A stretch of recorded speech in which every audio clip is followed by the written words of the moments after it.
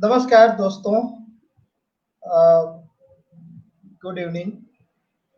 शाम का समय है और हम उपस्थित हुए हैं साहित्य चर्चा के लिए। आज जो साहित्य चर्चा है वो अ, जालंधर के वरिष्ठ साहित्यकार अमृतसर के वरिष्ठ साहित्यकार बलविंद्र सिंह अत्री जी हमारे बीच आए हैं और लंबे समय तक इन्होंने जालंधर दूरदर्शन पर अपनी सेवाएं दी हैं और इन दिनों स्वतंत्र रूप से साहित्य लेखन का कार्य कर रहे हैं और साहित्य में भी विशेष रूप से कविता क्षेत्र में सक्रिय हैं। पिछले दिनों तो बलविंद्र सर, आपका हार्दिक स्वागत एवं अभिनंदन है। बहुत बहुत आभार आपका जी। कुछ जग की इस कार्यक्रम में आपका हार्दिक स्वागत एवं अभिनंदन है। तो दोस्तों, आगे बढ़ने से पहले मैं ये बता देना चाहता हूँ कि पिछले दिनों अत्री सर अचानक, इनको पता नहीं क्या हो गया था और ये जैसे कल महेंद्र सिंह धोनी ने हम सबको चौंकाया क्या करके संन्यास लेकर के। तो एक दिन बलविंद्र सिंह अत्री सर का मैंने एक मैसेज पढ़ा कि ये संन्यास ले रहे हैं और उस मैसेज को पढ़ते ही मैंने कहा अरे ये कैसे हो सकता है।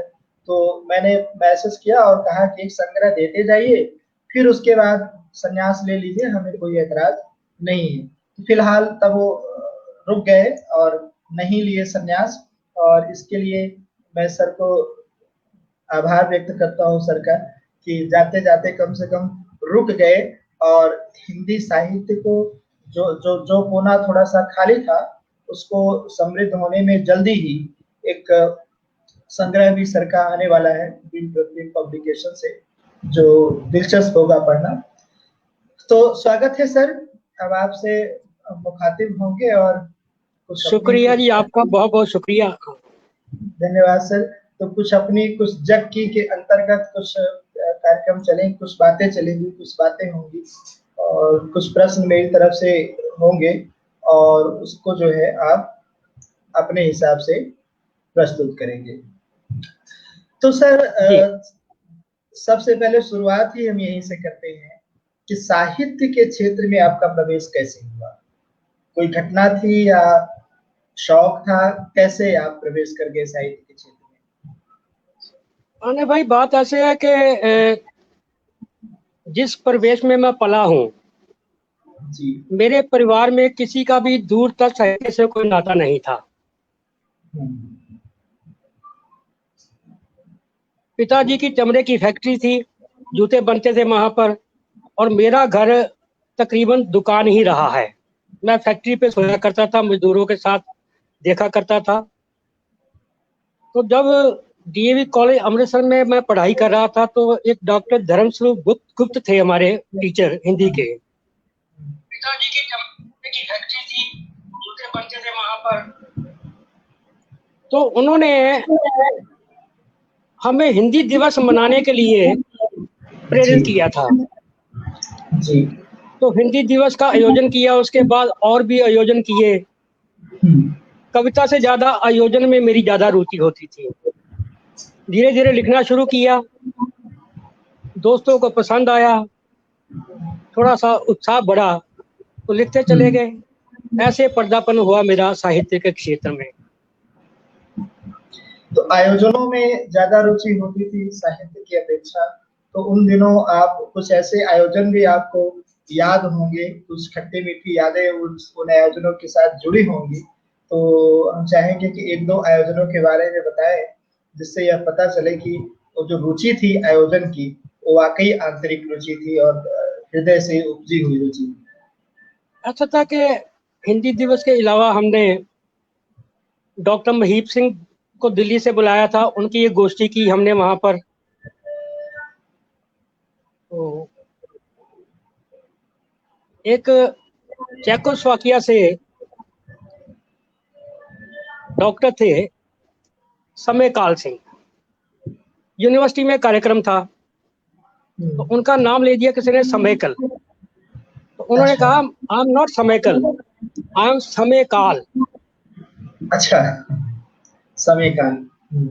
हिंदी के थे वो, चेकोस्लोवाकिया में हिंदी पढ़ाते थे वो। तो ऐसे कई आयोजन किए, इसमें डॉक्टर बलदेव वंशी को बुलाया करते थे, काव्य गोष्ठी होती थी। डॉक्टर नरेंद्र मोहन जब आते थे अमृतसर में तो भी कार्यक्रम चलता था। मोहन सप्रा की कविताओं पर भी अमृतसर में हमने कार्यक्रम किया। मोहन राकेश जी के बारे में हमने प्रोग्राम किया, जिसमें हमने विभिन्न जो श्रोता थे उनको बुलाया, विद्वानों को बुलाया हमने। तो ऐसे करके ये चलता रहा सिलसिला। ये एक संस्था थी हमारी, उसके अंतर्गत ये सारा चलता, संवेदना के अंतर्गत। और भी संस्थाएं थी अमृतसर में। कोशिश ये होती थी कि सभी का सहयोग लेके हम चलते थे, ये नहीं कि जो हम कहेंगे वही होगा। सभी संस्थाओं को एक साथ इकट्ठा करते थे। और उस वक्त मैं महसूस करता हूँ कि यूनिवर्सिटी और शहर का फासला बहुत कम था। अच्छा। वरना क्या होता है कि यूनिवर्सिटी के जो विद्वान है यूनिवर्सिटी तक सीमित होकर रह जाते हैं। तो हमने यूनिवर्सिटी के विद्वानों को शहर में खींचा। अच्छा।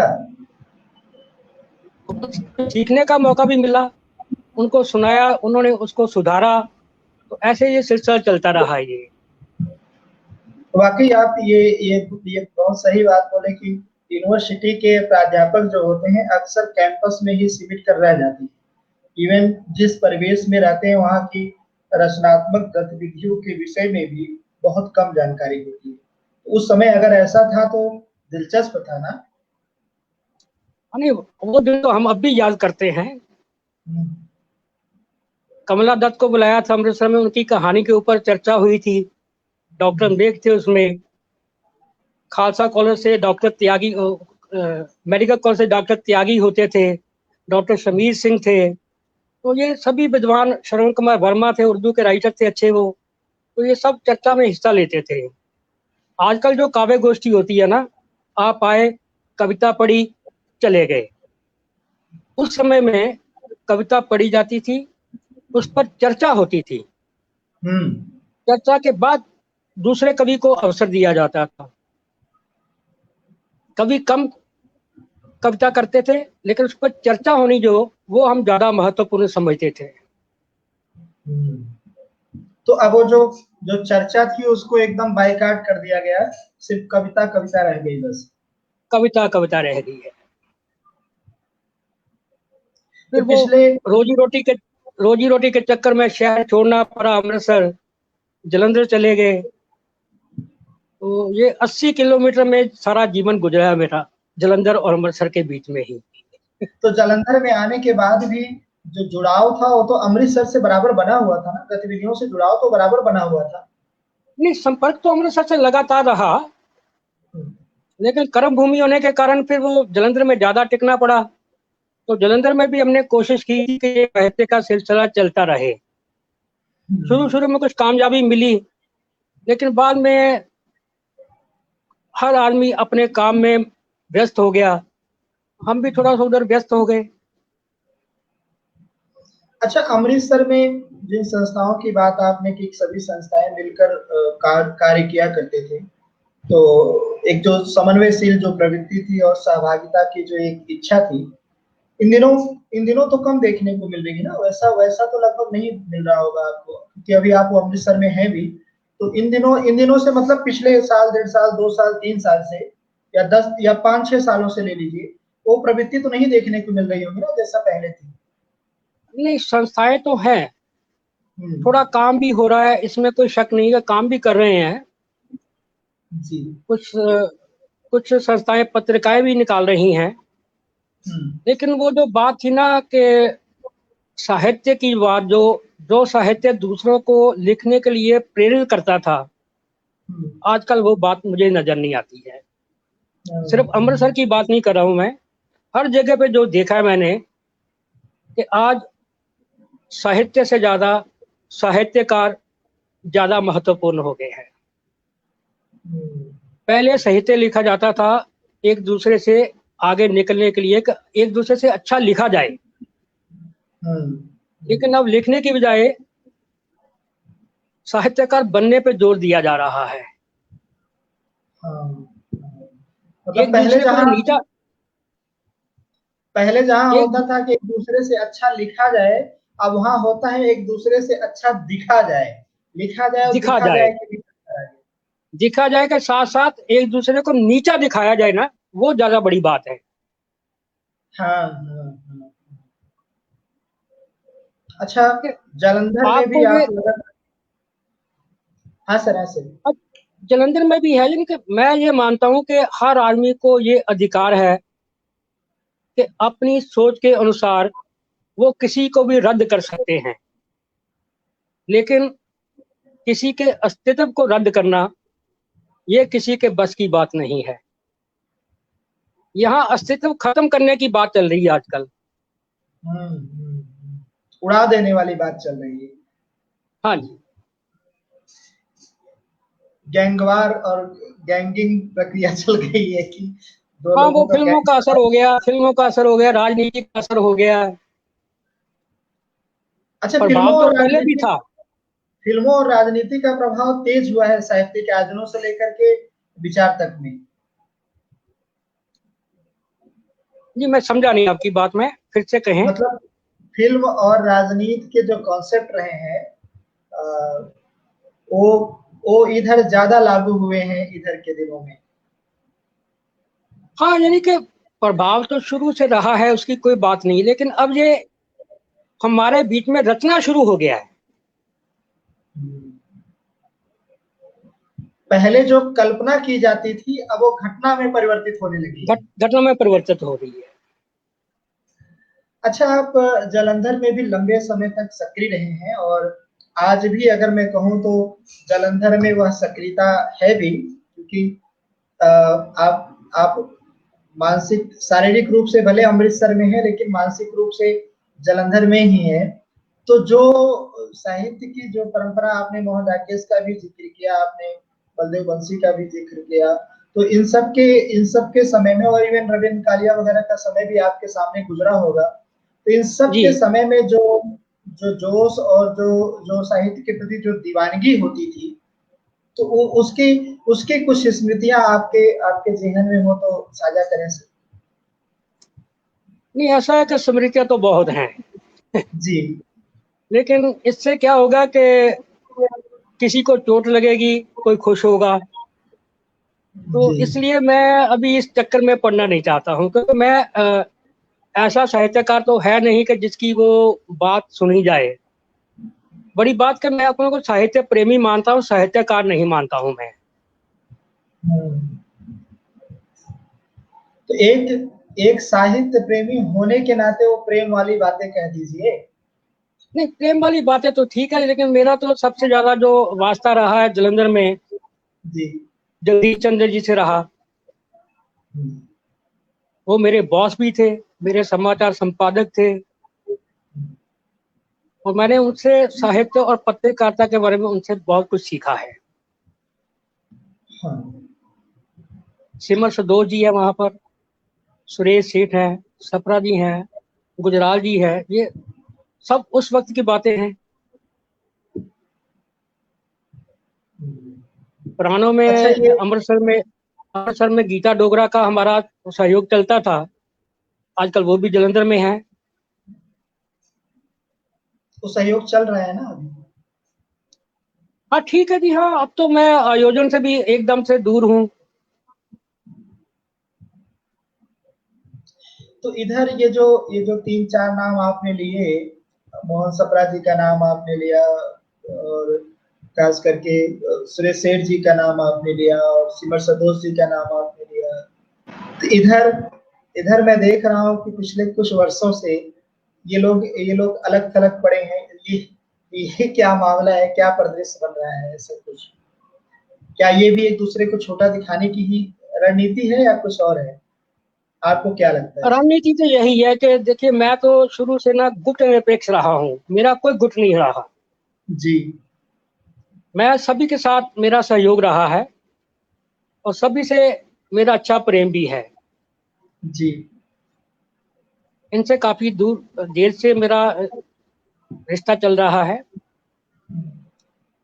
तसेम गुजराल जी को मैं कल मोहन सप्रा के थ्रू ही मैं मिला था, उनको भी मैं। विनोद शाही पहले अमृतसर में थे, अब वो जलंधर से भी अपने गुड़गांव में चले गए मेरे ख्याल से वो। जी। तो इनसे यानी कि लगातार मिलने का अवसर मिलता रहा है, और अब भी जब कभी मौका मिलता है तो मिल लेते हैं हम। जी जी। लेकिन इनका अलग थलग जो होना ना, वो साहित्य को बहुत क्षति पहुंचा रहा है। क्षति पहुंचा रहा है। इन सभी को एक साथ होना चाहिए। जी।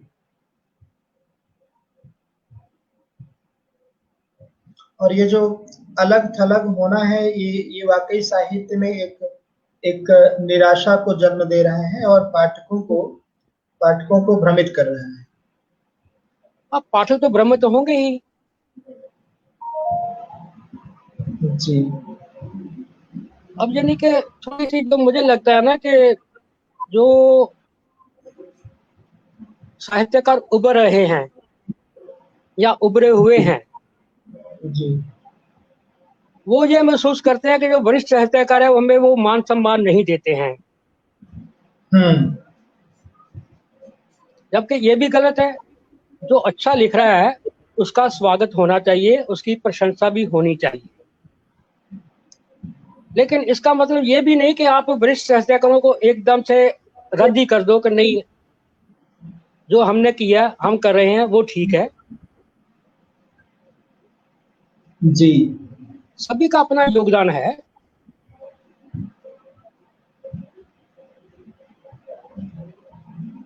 लेकिन आजकल ये है कि जैसे फिल्मों की प्रमोशन होती थी ना, जी। फिल्म रिलीज होने जी। से पहले वो एक्टर आएंगे, आपको मिलवाएंगे। अब साहित्य में भी वो प्रमोशन का चक्कर चल पड़ा है। इससे पता नहीं लोकप्रियता बढ़ती होगी, मैं नहीं समझता हूँ। इसमें स्वयं का तो हम गुणगान कर रहे हैं, और होता क्या है कि कोई बुक रिलीज हो या कुछ और भी हो, तो साहित्यकार की तो बात हो जाती है, वो साहित्य के बारे में बात कम होती है। जी। जी। जी। जी। जी। बिल्कुल, साहित्य के बारे में तो बात कम होती है, लेकिन साहित्यकार के बारे में बातें विस्तार से हो जाती है। विस्तार से जबकि होती है। जबकि होना ये चाहिए कि साहित्य के बारे में चर्चा ज्यादा हो और साहित्यकार के विषय में कम हो। अच्छा, यह भी आप महसूस किए होंगे कि पिछले कुछ वर्षों से जो साहित्य पर विचार करने की जो प्रथा थी, विचार करने की जो रीतियां थी, उसको पुस्तक लोकार्पण की संस्कृति ने बहुत ज्यादा क्षति पहुंचाई है। ऐसा लगता है क्या आपको? नहीं, मैं वही तो आपसे कह रहा था कि जो चर्चा है ना, जी। चर्चा तो एकदम से समाप्त होकर रह गई है। जी। पहले ये होता था कि किसी साहित्यकार की किताब होती थी या कहानी होती थी, वो कहानी पढ़ता था, उस कहानी पे चर्चा होती थी। लेकिन अब तो चर्चा जो है वो साहित्यकार के बारे में है। साहित्य के बारे में चर्चा मुझे तो बहुत कहीं जी।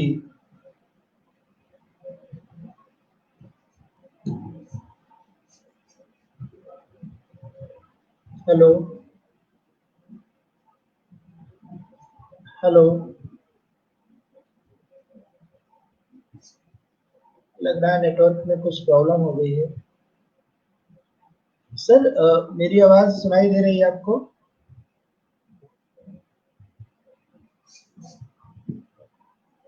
हेलो।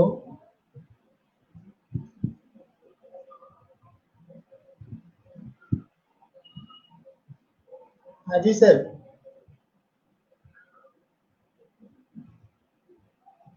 हेलो। नेटवर्क कंजेक्शन था, और खास करके आजकल फेसबुक की दुनिया में एक एक अच्छा खासा नारा उछल गया है कि मेरी आवाज सुनाई दे रही है आपको। तो ये मेरी आवाज सुनाई दे रही वाली स्थिति है, तो ये सब नेटवर्क का करामात है। तो बलदेव सिंह अत्री सर अभी कुछ देर के लिए लॉग आउट हुए हैं और जल्दी ही हम सबके सामने आ जाएंगे। नेटवर्क प्रॉब्लम थी। तो बात साहित्य और साहित्यकार की जो हो रही थी, वो वाकई एक भयानक परिदृश्य तो है। जिस तरीके से विचार को अपदस्थ करके लोकार्पण की संस्कृति को महत्व दिया गया है, वह घातक तो है।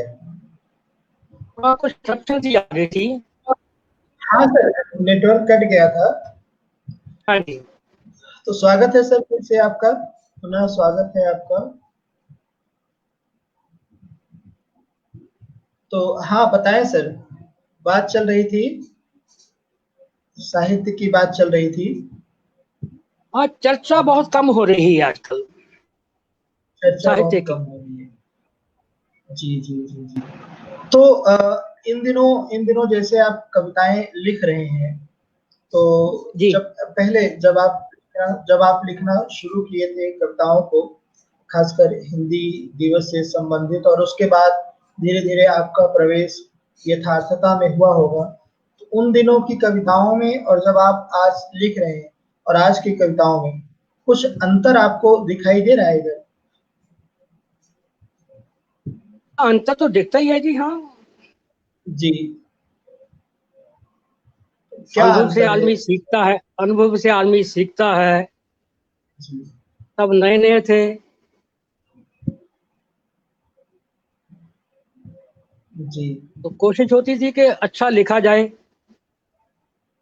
जी। कुछ 2-3 संकलन में कविताएं छपी थी। हम्म। कुमार विकल के साथ भी प्रकाशित होने का अवसर मिला हुआ है। अच्छा। तो उनसे भी बातचीत होती थी। हम्म।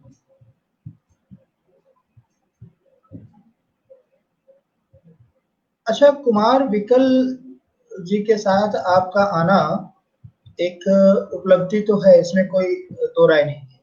और नो डाउट कि उसके बाद आप कई महत्वपूर्ण संकलनों में आए होंगे, लेकिन इधर इधर इधर कोई आवाज रचनाकारों, अन्य रचनाकारों के माध्यम से, आलोचकों के माध्यम से नहीं सुनाई दी कि आप भी रचनारत रहे हैं। इसके पीछे आप क्या क्या मान सकते हैं? इसको आप उपेक्षा की दृष्टि से नहीं देख रहे हैं? नहीं, उपेक्षा की बात कोई नहीं है, यानी कि ये मेरी अपनी तरफ से कुछ कमी रही है। ये नहीं कि प्रकाशित होने के अवसर नहीं मिले, लेकिन मुझे ये लगता रहा कि मैं जो लिख रहा हूँ अपने लिए लिख रहा हूँ, जी या जो पसंद आया जिसके लिए लिखा उसको दे दिया। मैंने तो अपने पास सुरक्षित बहुत कम रखा हुआ है।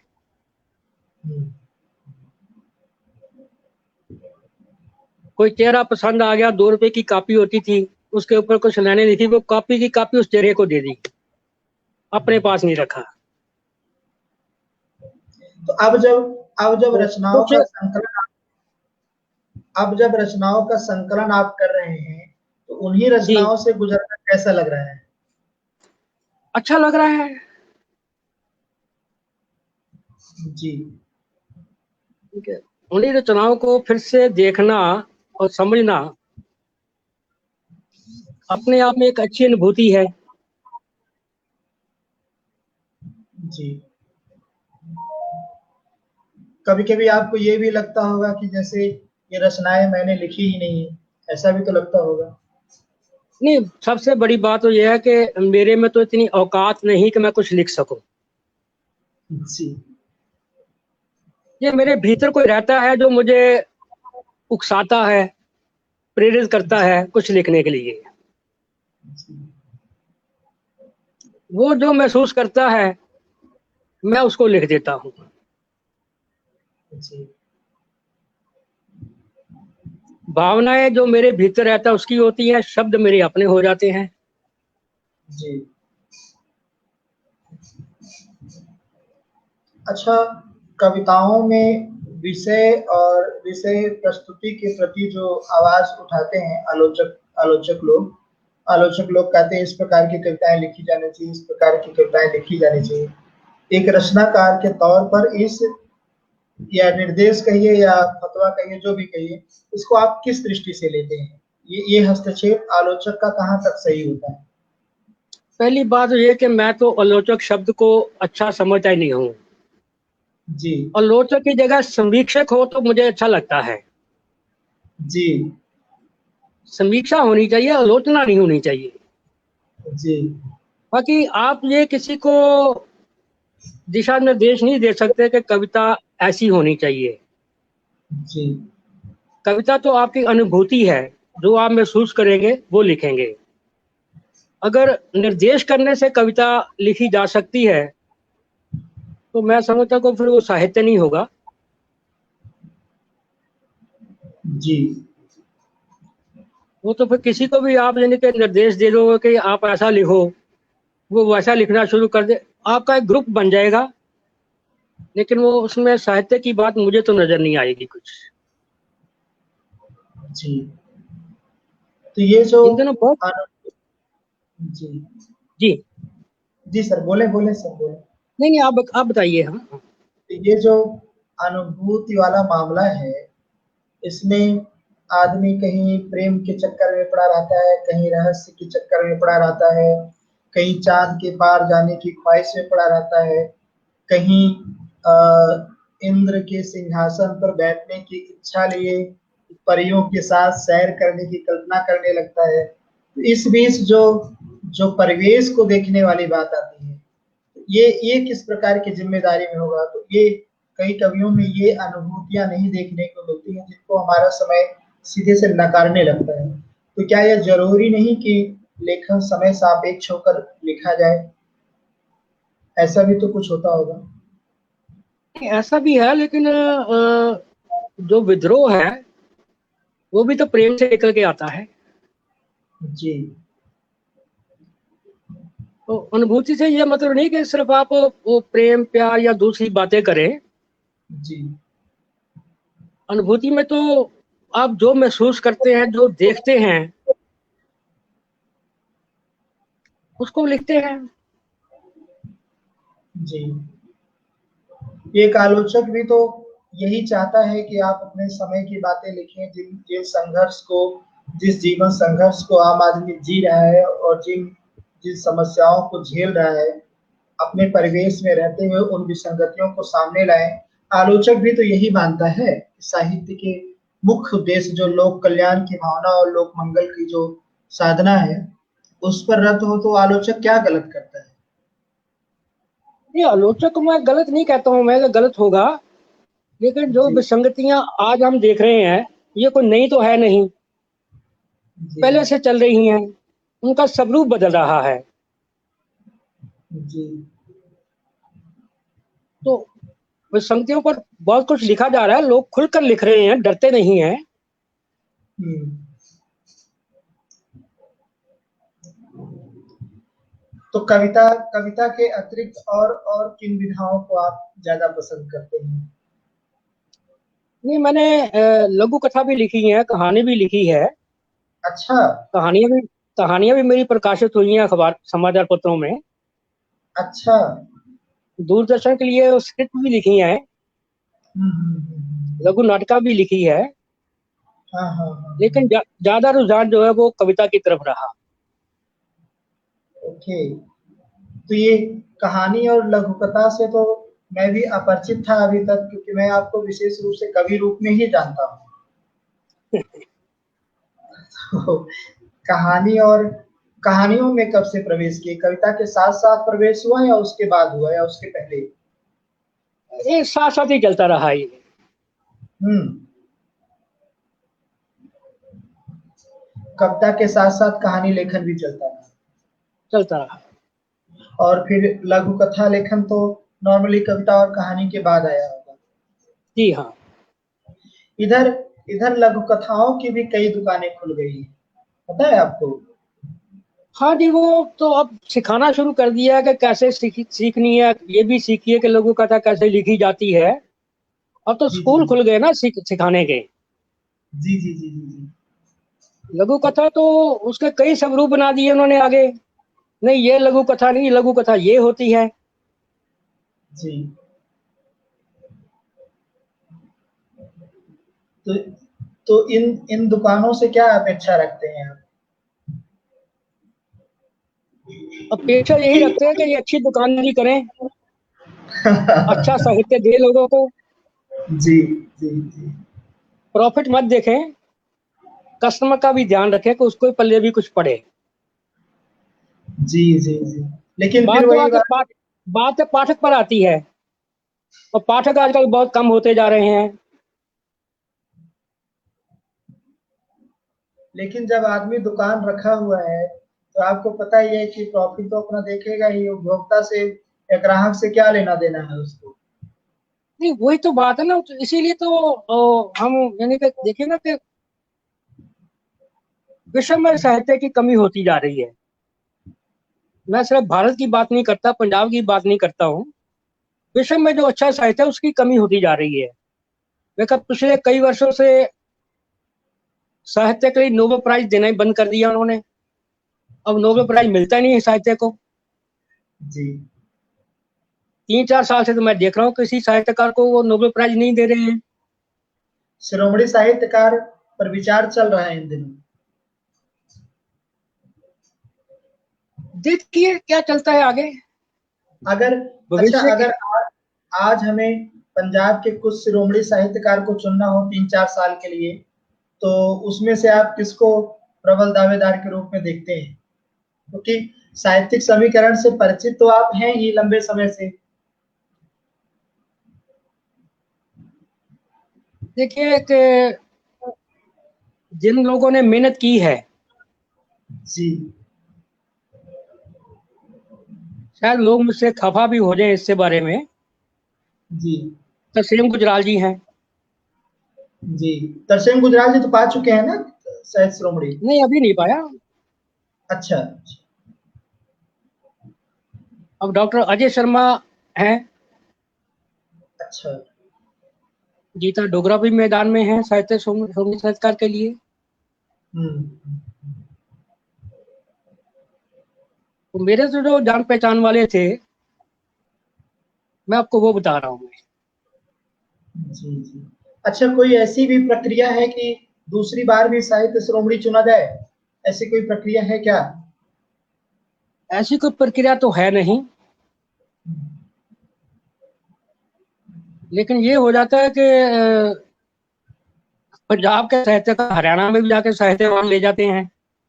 हम्म।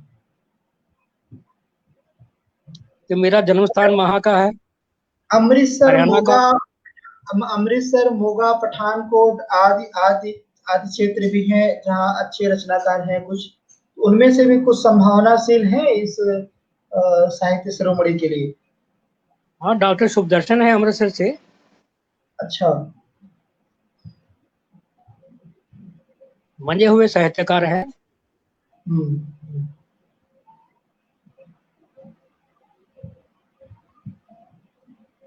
सुदर्शन जी एक पत्रिका भी निकाल रहे हैं, बरोह। हाँ, ब्रू पत्रिका बड़ी देर से निकल रही है जी।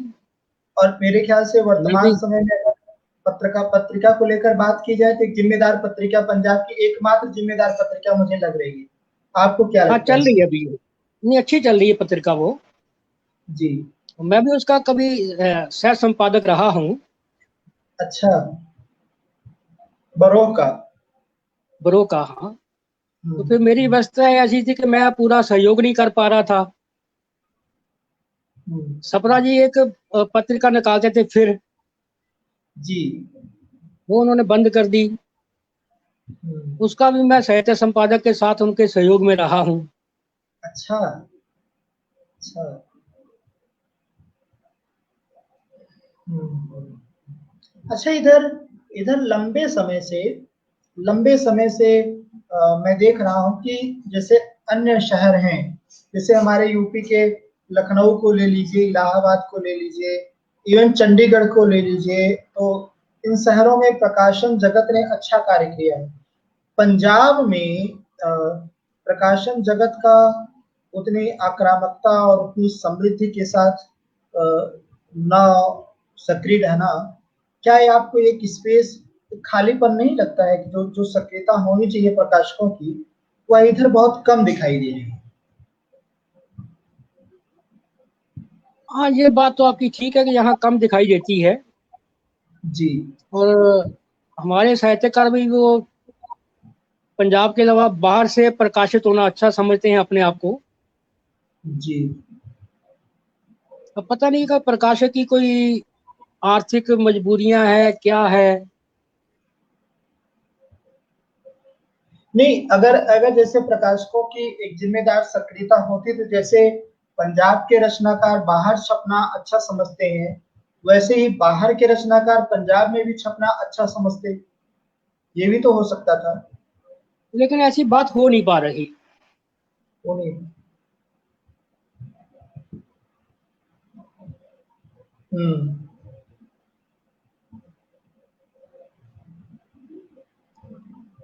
तो इन दिनों क्या कर रहे हैं सर आप? इन दिनों जब आप कोविड-19 को झेल रहे हैं और चारों तरफ जो आंकड़े आ रहे हैं, चारों तरफ जो समस्याएं सुनाई दे रही हैं, इन दिनों क्या कुछ चल रहा है साहित्यिक क्षेत्र में? मैं नया तो बहुत कम लिखा इन दिनों में, जी। लेकिन जो सुरक्षित नहीं रख पाया था उसको जी। याद कर करके उसको सुरक्षित करने की कोशिश कर रहा हूँ। हम्म। कुछ मित्रों के पास कविताएं पड़ी थी, उन्होंने भेज दी। अब उनको एक जगह इकट्ठा कर रहा हूँ।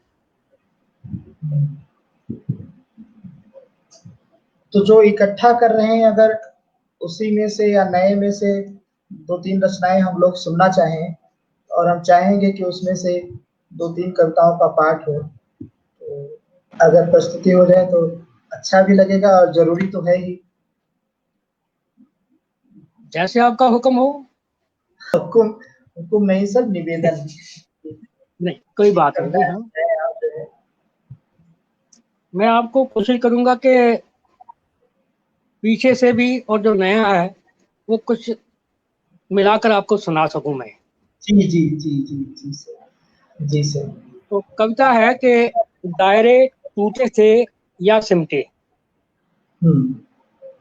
दायरे टूटे थे या सिमटे, पगडंडियां रास्ता भूल गई। हम्म।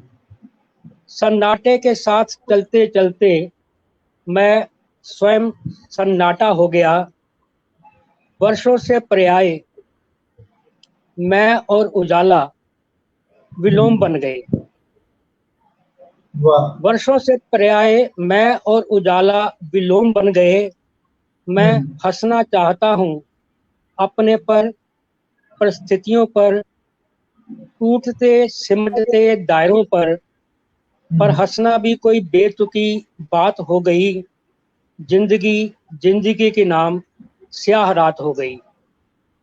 वाह। पर हंसना भी कोई बेतुकी बात हो गई। जिंदगी हम्म। जिंदगी के नाम स्याह रात हो गई। हंसी आत्मा का विलास है अनुपम गुण भी आदमी का।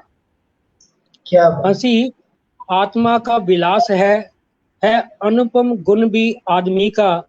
एक जी। इंच मुस्कान काफी है भीतर की कड़वाहट दूर करने को। पर जरूरत के समय हंसी आती ही नहीं।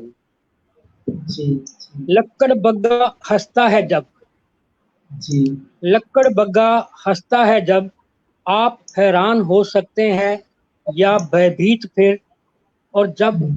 गतिरोध का मोबाइल नेटवर्क क्षेत्र से बाहर हो, और जब गतिरोध का मोबाइल नेटवर्क क्षेत्र से बाहर हो, तो हर हम्म। आदमी की हंसी लगती है लक्कड़ बग्गे सी। क्या बात। हर कुछ आदमी की कह हंसी। जाने का, हाँ, कुछ जी। कह जाने का अधिकार छिन जाने से हम्म। छिन जाता है कुछ पूछने का अधिकार भी। जी। कुछ कहने का अधिकार छिन जाने से छिन जाता है कुछ पूछने का अधिकार भी। और ऐसे में जब आदमी मौन से ब्याह रचा लेता है तो उसकी दुल्हन पर कुछ भी कहना अर्थहीन हो जाता है। हम्म। बहुत और बढ़िया। ऐसे में आदमी निष्क्रिय हो जाता है। ऐसी ही किसी निष्क्रियता में एहसासों की सीढ़ी मुझे जब निमंत्रण देती है, तो एक काली गुफा मुंह खोले करती है मेरा इंतजार। जी जी। तो एक काली गुफा मुंह खोले करती है मेरा इंतजार, पर तभी मेरे भीतर बैठा कोई जिद्दी आदमी दीवारों से सर फोड़ने लगता है।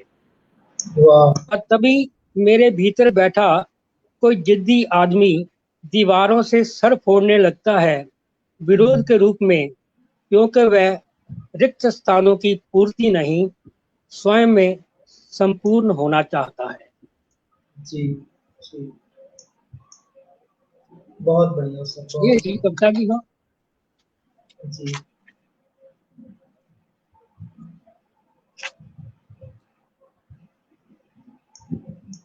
क्या तुमने कभी काली नदी का सफर किया है? पूछा था अच्छा, किसी ने। क्या आपने कभी काली नदी का सफर किया? जी क्या तुमने कभी काली नदी का सफर किया है? पूछा था जी। किसी ने। हाँ, अक्सर किया है मैंने। कैसा हम्म, होता है? बस एक उदासी मन में बहुत गहरे तक उतर जाती है और हम्म। आंखों की चमक सन्नाटे में बदल जाती है। क्या बात बस है, क्या एक उदासी मन में बहुत गहरे तक उतर जाती है और हम्म, आंखों की चमक सन्नाटे में बदल जाती है। धमनियों में पलने लगता है सूनापन और आदमी स्वयं से अनभिज्ञ हो संतरास की तारकोल से चिपक जाता है। जी। और आदमी स्वयं से अनभिज्ञ हो संतरास की तारकोल से चिपक जाता है। फिर हम्म, क्यों करता हूँ ये सफर, है जब भी कोई पूछता। वाह। फिर क्यों करता हूँ ये सफर, है हम्म, जब भी कोई पूछता, तो उसी से कहता हूँ, क्या तुम काली नदी का सफर नहीं करते? क्या तुम काली क्या नदी का सफर नहीं करते? क्या क्या क्या। जी सर। मिली जुली कविताएं आपको सुना रहा हूं मैं। हाँ सर, हाँ सर, बिल्कुल। बहुत दिनों बाद मन मेरे पास आया। हम्म। बहुत दिनों बाद मन मेरे पास आया, मंद मंद मुस्काया, बोला जी कोई बात करते हैं। जी क्यों नहीं? किस पर बात करनी है? महामारी पर। जी। छोड़ो, सरकार की तरह महामारियां भी आती जाती रहती हैं, कईयों हम्म, को मार देती हैं और कईयों को बुलंदी पर पहुंचा देती हैं। वाह। छोड़ो, सरकार की तरह महामारियां भी आती जाती रहती हैं, वाह। कईयों को मार देती हैं, कईयों को बुलंदी पर पहुंचा देती हैं। क्या बात। लोकतंत्र हो, राजतंत्र हो जी। या तानाशाही हो। हम्म, लोकतंत्र हो, राजतंत्र हो, तानाशाही हो, समाजवाद हो, पूंजीवाद हो, जी। रास्ते भले अलग हैं, मकसद तो एक ही है, पीसते हुए आदमी को पिसते जाना। क्या बात। रास्ते भले अलग हैं, मकसद तो एक ही है, पिसते हुए आदमी को और पीसते जाओ और उन्हीं सहमे से दुबके से पिसे हुए लोगों के बल पर अपना वर्चस्व बढ़ाते जाओ। हम्म हम्म मन कुछ विचलित हुआ। जी। मन कुछ विचलित हुआ, बोला तुम बहुत बोलते हो। हम्म मन कुछ विचलित हुआ, बोला तुम बहुत बोलते हो, फिर क्या जी। करूं मैं? देश में तालाबंदी है, तुम जुबाबंदी भी नहीं कर सकते। क्या बात। क्या देश बात में है। तालाबंदी है, तुम हम्म जुबाबंदी भी नहीं कर सकते। हम्म पिसते हुए आदमी का तुमने क्या ठेका ले रखा है? हम्म, जब वो सह ही रहा है तो तुम क्यों परेशान हो? सही बात है। जब वो सह ही रहा है तो तुम क्यों परेशान हो? शुक्र मनाओ, बिना कोई जाल बिछाए उन्हें चोगा तो डाला जा रहा है। सही बात। शुक्र बहुत मनाओ, बढ़िया। बिना कोई जाल बिछाए उन्हें चोगा तो डाला जा रहा है। अरे अरे, जी ये क्या कर रहे हो? जी। पास मत आओ, 1 मीटर की दूरी तो बनाए रखो, वक्त की जी नजाकत को समझो, और ये भी समझो कि राष्ट्रभक्ति की परिभाषा भी बदल गई है। जी और ये भी समझो कि राष्ट्रभक्ति की परिभाषा भी बदल गई है। सत्ता भक्ति के इस दौर में चुपचाप तमाशा देखते रहो, हाँ में हाँ मिलाते रहो, बिना कोई सवाल किए, बिना कोई मलाल किए। बहुत बढ़िया सर, बहुत बढ़िया। सत्ता भक्ति के इस दौर में चुपचाप तमाशे देखते रहो। बहुत बढ़िया सर, चुपचाप बहुत। तमाशा देखते रहो, हाँ जी। में हाँ मिलाते रहो, बिना कोई हम्म। सवाल किए, बिना कोई मलाल किए। बहुत बढ़िया सर, बहुत बढ़िया, बहुत बढ़िया सर।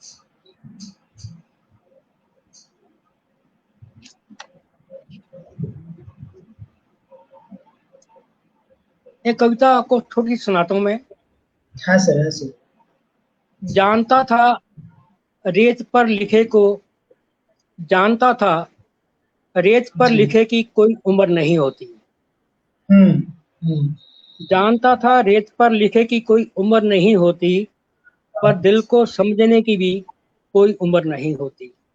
क्या बात, क्या बात। इसलिए लिखकर तुम्हारा नाम आंखें मूंद लहरों को रोकने बैठ गया, हम्म। इसी आस में तुम आओगे, पढ़कर अपना नाम मुझे पुकारोगे।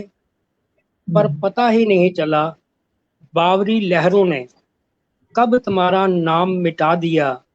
मैं ये भी नहीं समझा कि तुम हम्म। आए भी कि नहीं, पर फिर क्या। भी बैठा हूँ। मैं ये भी नहीं समझ पाया कि तुम आए भी कि नहीं, पर फिर भी हम्म। बैठा हूँ, बेचैन था तुम्हारी आवाज सुनने को, तुम्हारे साथ नया गीत गुनगुनाने को। वाह, वाह। बहुत बढ़िया सर, बहुत बढ़िया, बहुत बढ़िया। एक एक प्रश्न था इसी कविता से जुड़ करके कि हाँ जी। इधर इधर 1-2 दिन से प्रेम वाला मामला चल पड़ा है। तो हर हाँ कवि वो और हर कवि और पाठक कहीं ना कहीं प्रेम की बात कर रहा है। तो मैं ये कहना चाहता था कि जैसे जैसे अभी भी, जब मैं अभी भी कह रहा हूँ तो ये मान कर चलिए कि जब मेरी शादी हो गई है, बच्चे हैं, मैं रास्ता चलता रहता हूँ, तो कोई सुंदर कन्या दिख जाती है, तो वो जो चेहरे का आकर्षण होता है वो प्रेम का रूप लेने लगता है। और कई बार वो आकर्षण इतना भारी हो जाता है, 4-5 दिन तक हम उसी प्रेम में पड़े रहते हैं। अब वो प्रेम है या वासना है या आकर्षण है, भगवान जाने। तो ये जो इस प्रकार के जो अपराध होते हैं, इन्हें अपराध कहें या स्वाभाविकता कहें, क्या कहें, या सौंदर्य के प्रति हमारा एक स्वाभाविक आकर्षण कहें, क्या कहें सर इसको? आपके ये तो साथ भी ऐसा होता है क्या? स्वाभाविक आकर्षण होता है, अपराध वाली इसमें कोई बात नहीं है। जी जी जी जी जी। तो ऐसा आपके साथ भी होता है क्या कभी कभी? क्योंकि मेरे साथ तो अक्सर हो जाता है। क्षमा करना नहीं, इस प्रश्न को पूछने। जी जी अक्सर होता रहा है, इस उम्र में अक्सर होता है, जैसे आपकी उम्र है तो अक्सर होता है ऐसे। जी जी जी। मतलब मतलब मेरी उम्र से निकल करके अगर आपकी उम्र तक ये चीजें पहुंचे, इसे स्वाभाविकता में लिया जाएगा या किस प्रकार से लिया जाएगा? नहीं, स्वाभाविक क्योंकि क्या है, मैंने तो आपको पहले कहा ना कि मैंने तो कोई अगर चेहरा पसंद आ गया तो 2 रुपए की कॉपी लेकर उसके लिए लिखा, उसको दे दिया। जी जी। इसमें अपराध वाली बात मैं नहीं समझता कोई। तो अपराध नहीं है ना कुल मिलाकर के। अच्छा अच्छा। तो अच्छा सर, उन दिनों जब आप मेरी उम्र के रहे होंगे या मेरी उम्र से कम के रहे होंगे, उन दिनों जो कविताएं लिखते होंगे, उसमें उसमें प्रेम के प्रति एक आकर्षण रहता होगा, जिस प्रेम की बात मैं अभी कुछ मिनट पहले कर रहा था। तो उन दिनों की जी, कोई ऐसी कविता आपके पास हो जो आप सुनाए तो थोड़ा अच्छा लगे? है कोई ऐसा जेहन में या आसपास? ये काली नदी का सफर भी वैसे ही सफर था। हाँ सर, हाँ सर।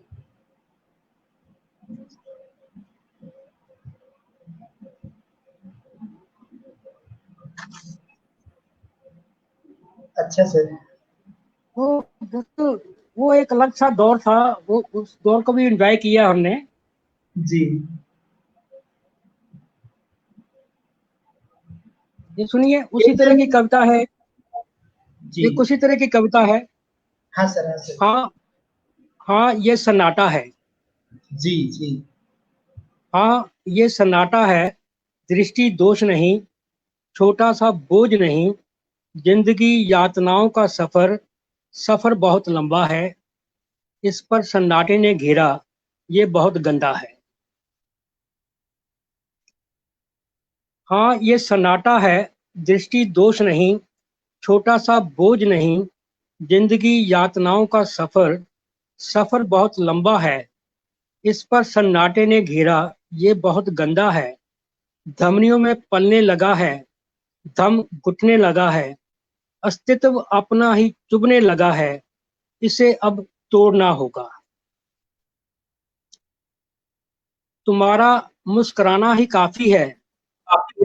हाँ सर, अरे वो लाइट चली गई थी सर हमारे यहाँ, तो कोई नहीं, नेटवर्क बाधित हो गया था। उस प्रेम को फिर से ठीक है। शुरू किया, उस कविता को फिर से शुरू किया जाए। हाँ सर, हाँ सर। हाँ ये सन्नाटा है, कोई दृष्टि दोष नहीं, छोटा सा बोझ नहीं, जिंदगी यातनाओं जी, का सफर, सफर बहुत लंबा है, जी। इस पर सन्नाटे ने घेरा, ये बहुत गंदा है। धमनियों में पलने लगा है, दम घुटने लगा है, इसे अब तोड़ना होगा। क्या बात। तुम्हारा मुस्कुराना ही काफी है इसे तोड़ने को, फिर क्यों प्रतीक्षा में हो कि मैं ही चिल्लाऊं इसे तोड़ने को। तुम्हारा मुस्कुराना ही काफी है जी। इसे तोड़ने को, फिर क्यों प्रतीक्षा में हो मैं ही क्या चिल्लाऊं बात। इसे तोड़ने को। हाँ मैं चीखने को तैयार हूँ। जी।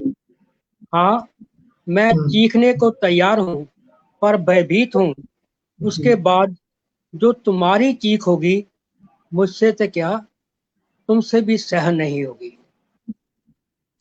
क्या हाँ बात, मैं क्या। चिल्लाने को तैयार हूँ, पर भयभीत हूँ। जी, उसके बाद जी, जो तुम्हारी चीख होगी, मुझसे तो क्या, जी। तुमसे भी सहन नहीं होगी। बहुत बढ़िया सर, बहुत बढ़िया। अच्छा, एक बात और पूछना था सर, उसके बाद एक कविता और सुनेंगे, जी, फिर धीरे धीरे हम लोग प्रस्थान की तरफ चलेंगे। एक हाँ जी, जी, चंद्रकांत रॉय जी हैं, और जी, अक्सर लोगों के मुख से मैं ये सुनता हूँ, वो कहते हैं कि प्रेम शाश्वत है। मैं मानता हूँ कि प्रेम घटना है। कुछ लोग मानते हैं प्रेम शाश्वत है, और मैं मानता हूँ प्रेम घटना है। तो आप क्या मानते हैं, प्रेम को शाश्वत मानते हैं या घटना मानते हैं? ये दोनों का मिला जुला ही है जी, ये दोनों का अच्छा। मिश्रण है। अच्छा, दोनों का मिला जुला है। हाँ जी, घटना भी है और शाश्वत भी है। हाँ जी,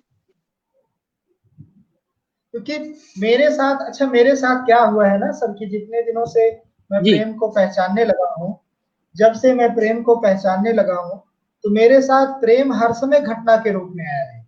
आता है, अचानक घटित होता है, फिर या तो भूल जाता है, या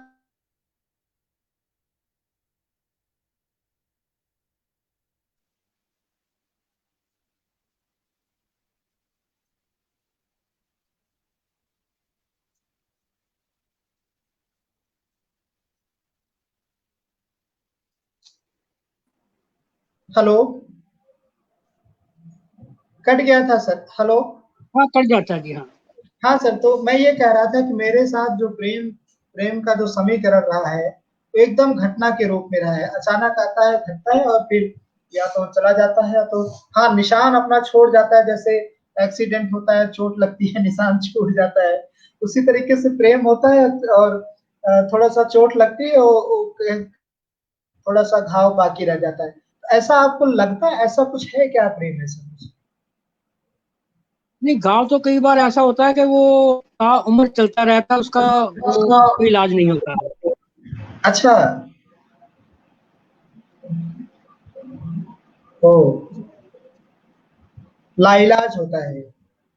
लाइलाज है। तभी तभी एक फिल्मी गाना था कि एक गाना फिल्मी था कि मैं हूँ प्रेम रोगी, अ, दवा तो कराओ, जाओ जाओ जाओ किसी वैद को बुलाओ तो वैद भी। वैद को बुलाओ।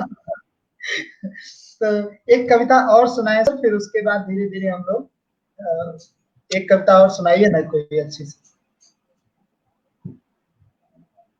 एक कविता लीजिए, रिफ्यूजी पिता।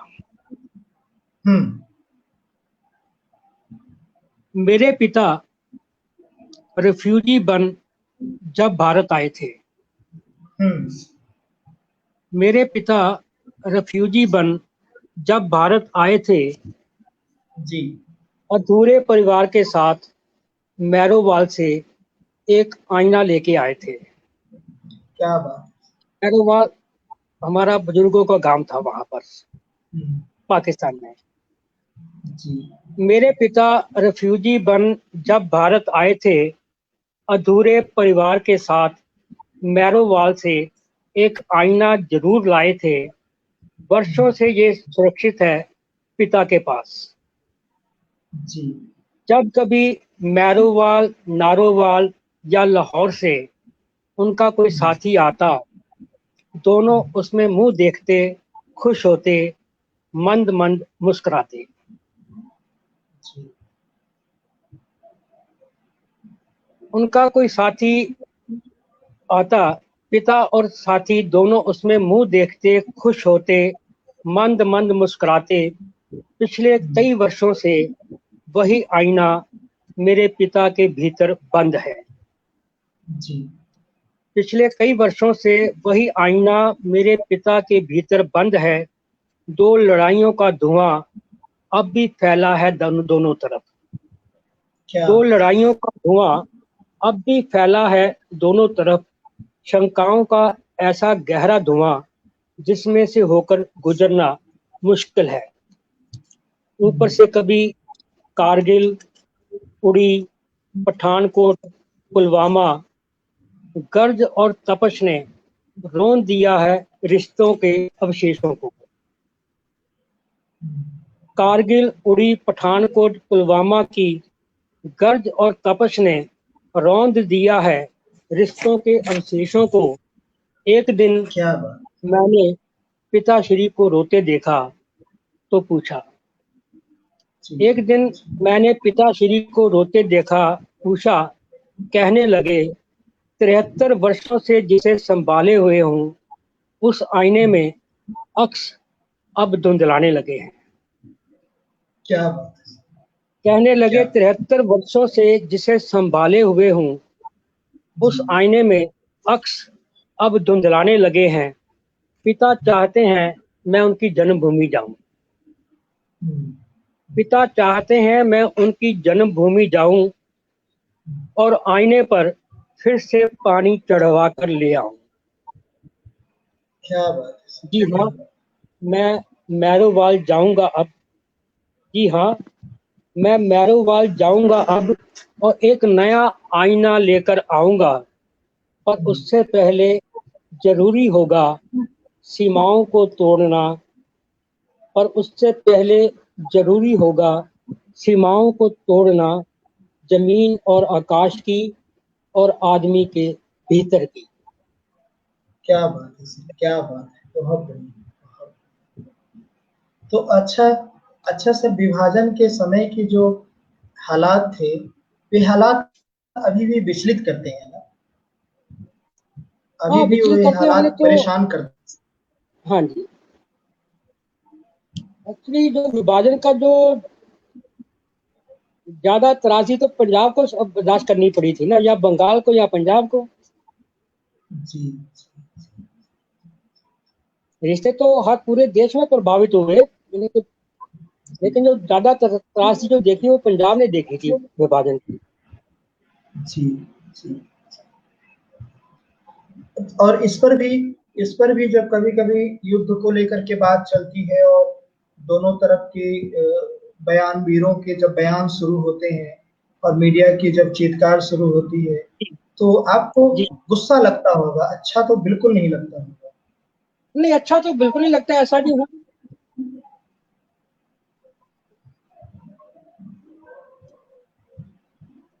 देखिए, जी सर। जो रिश्ते पहले थे वैसे हो जाए, ये तो पंजाब के सभी लोग चाहते हैं। जी, जी। लेकिन अब कुछ कठिनाइयां हैं, उन कठिनाइयों को कैसे दूर करना है, कुछ सियासी मसले हैं, कुछ दूसरे मसले हैं। ठीक। अच्छा लगा सर आज आपसे बात करके। आप कुछ अपनी कुछ जग की कहे और कहते हुए जो है हम सबको बहुत कुछ प्राप्त हुआ, बहुत कुछ हम लोगों ने सुना और विशेष करके याद रहेंगी आपकी ये कविताएं। और अब ये कविताएं जल्दी संग्रह रूप में भी आ रही हैं, तो आप तो संन्यास लेने जा रहे थे, आपको नहीं उतनी खुशी होगी, लेकिन हम पाठकों को आपकी उन कविताओं से प्रेम है और बहुत सारे दर्शक और श्रोता हमारे आपको सुन रहे हैं, देख रहे हैं। आपकी कविताओं में जो ताजगी है और आपकी कविताओं में जो रूपक विधान है और खासकर विषय प्रस्तुति का जो अंदाज है, वो हम सबको अच्छा लग रहा है और लगेगा भी। तो इसी के साथ सर बहुत बहुत धन्यवाद आपका। ऐसे ही बहुत बहुत शुक्रिया, आशीर्वाद आपने हमें इस लायक समझा, आपने हमें इस नहीं, लायक समझा कि हम आपके साथ आप रूबरू हुए। आप तो इस लायक हैं ही। ये दुर्भाग्य इस पंजाब का है जो आप जैसे तमाम लायक को नहीं समझ पाए और सिर्फ अपनी ढपली और अपना राग बजाते रहे। ये इसका अफसोस मैं जब भी पंजाब के साहित्य का मूल्यांकन करने लगता हूँ तो मुझे होता है कि जिन रचनाकारों को प्रोत्साहित किया जाना चाहिए था, जिन पर चर्चा और विमर्श की जानी चाहिए थी, जिन पर आलोचनात्मक लेखों में चर्चा की जानी चाहिए थी, उन पर नहीं किया गया और किया तो फिलहाल किसी पर नहीं गया इधर के दिनों, सिर्फ एक दूसरे पर कीचड़ उछालने के। क्योंकि मैं भी 2 साल से सक्रिय दर्शक रहा हूँ पंजाब की नौटंकीबाजी की, विशेषकर जालंधर जालंधर मेरे बहुत करीब है, तो वहाँ की साहित्यिक परिदृश्य को लेकर मैंने एक बार कह भी दिया था कि साहित्यिक हादसों का शहर जालंधर। तो हादसे जो हो रहे हैं वो रोकें और जो अच्छे रचनाकार हैं वो अच्छे से प्रकाश में आए, ये तो मेरी इच्छा है ही। और पिछले दिनों आपसे भी बात हुई है, आपका भी सक्रिय सहयोग हमें मिल ही रहा है, आशीर्वाद मिल रहा है सर। तो अच्छा लगा, फिर हम लोग मिलेंगे किसी मोड़ पर।